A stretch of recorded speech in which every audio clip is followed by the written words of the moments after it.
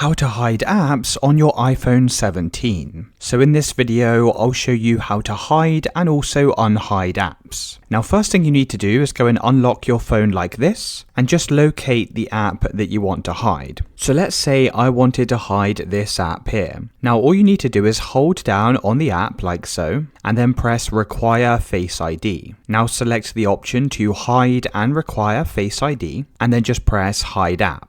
Now, as you can see, this will now be completely hidden from your phone. So even if I go and search for this app, it's no longer going to appear. Now, if you want to go and unhide this app, what you need to do is just swipe over all the way to the right-hand side. You could then scroll down this page and you'll see a folder here called Hidden. Click on this. You can then go and scan your Face ID, and here it will show you all of your hidden apps, and you can go and open them directly from this folder. If you want to unhide the app, you can also hold down on it, and then you can just select Don't Require Face ID.